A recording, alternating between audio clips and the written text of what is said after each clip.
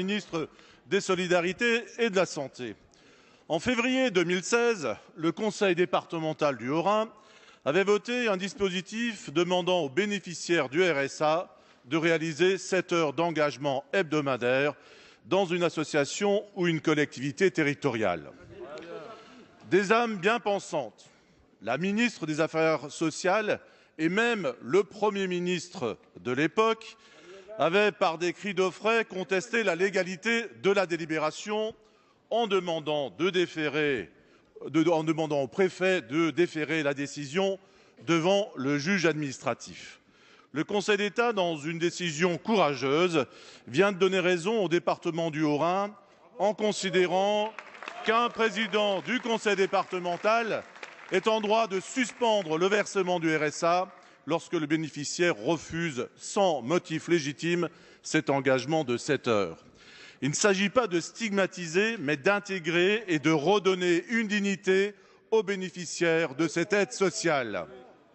Cette mesure vise à réinsérer progressivement ceux qui sont les plus éloignés du marché du travail. Il faut le savoir, 40% des bénéficiaires du RSA sont dans le dispositif depuis plus de 5 ans.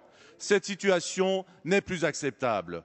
Le candidat Macron avait soutenu l'idée du bout des lèvres devant l'Association des départements de France et cette jurisprudence met aujourd'hui le gouvernement devant le pied du mur. Madame la ministre, vous pouvez bien entendu mettre fin par un texte législatif à cette décision de justice. Mais vous pouvez aussi retenir une bonne idée qui vient des bancs de la droite. Ma question est simple. Êtes-vous prêt à soutenir une proposition émanant des députés républicains afin de fixer un cadre juridique clair et sécurisé pour favoriser le retour à l'emploi? La parole est à Madame Agnès Buzyn, ministre des Solidarités et de la Santé. Merci Monsieur le Président, Mesdames et Messieurs les députés. Monsieur le député Stroman, pardonnez-moi. Vous m'interrogez sur la question du bénévolat en lien avec le RSA et sur le Haut-Rhin. Comme j'ai eu l'occasion de le dire il y a 5 minutes, notre modèle social concernant les minima sociaux doit être repensé en profondeur et tourné vers l'insertion des personnes. Il n'atteint pas son but et le constat est sans appel, tandis que les dépenses liées à la délivrance des prestations ont augmenté, celles liées à l'insertion des personnes ont baissé. Les départements en ont la responsabilité.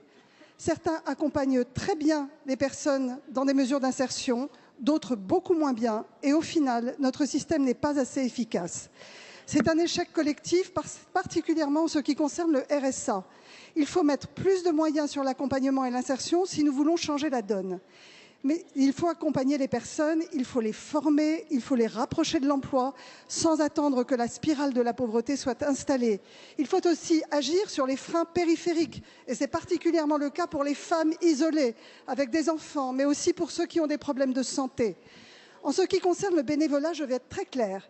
Je rappelle que cette question relève d'abord de l'action des départements qui exercent la compétence de l'insertion professionnelle des bénéficiaires du RSA. Le Conseil d'État a rappelé que l'accord des personnes est requis et que le bénévolat ne peut pas leur être imposé.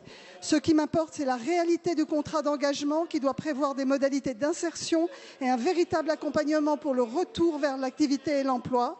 C'est non seulement ce que prévoit la loi, mais c'est aussi un gage d'efficacité et quels que soient les choix qui seront réalisés par les départements, je demanderai de l'efficacité en termes d'insertion et de retour vers l'emploi. Je vous remercie.